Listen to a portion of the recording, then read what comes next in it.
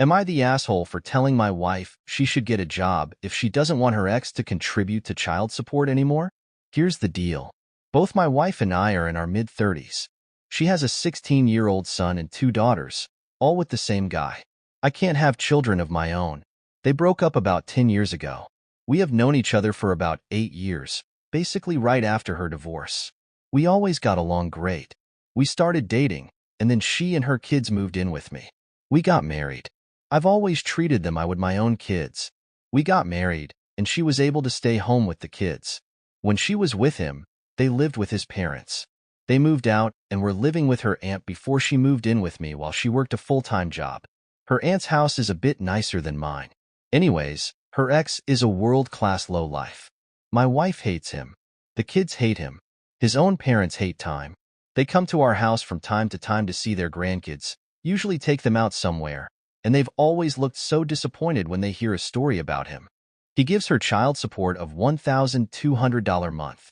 We discussed all of this well before getting married. We were discussing how it would work.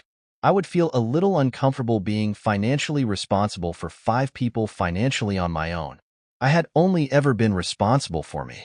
She was delighted about staying at home as long as she took care of everything, and I was happy with the arrangement as well.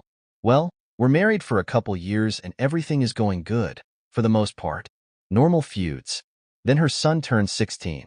My wife asked about possibly getting a car. I said we could get him whatever, and she thought I was kind of exaggerating. So, one day at dinner she asked him if there were any cars he'd like in particular.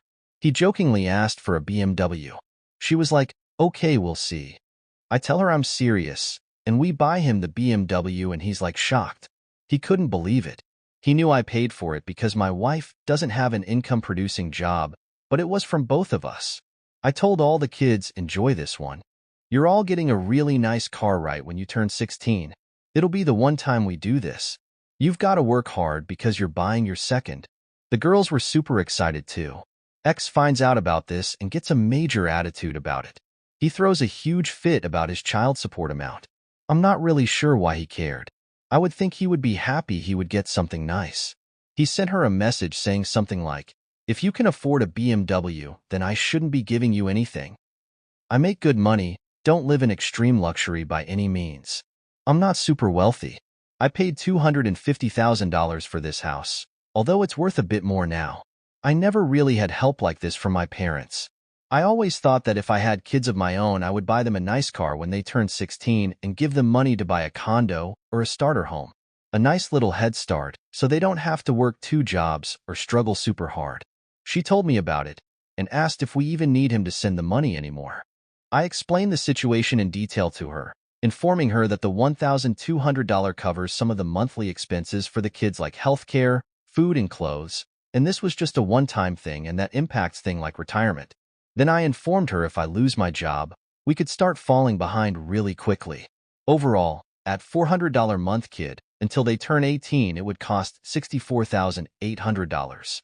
She kind of agreed that the money does make a difference, but then asked why I agreed to buy him a BMW if that's the case. We went back and forth for a while. I don't make a ton of money. I bring home just under $100,000. I own the house and both cars outright. I had money for the third. I saved up everything and worked multiple jobs before I met her, and still rarely spend. So I have some money in the bank, but it's not like I'm super wealthy.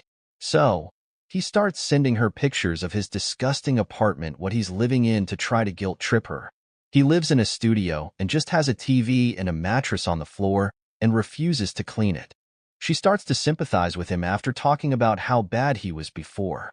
Paying $1,200 a month has nothing to do with the Burger King wrappers all over the place.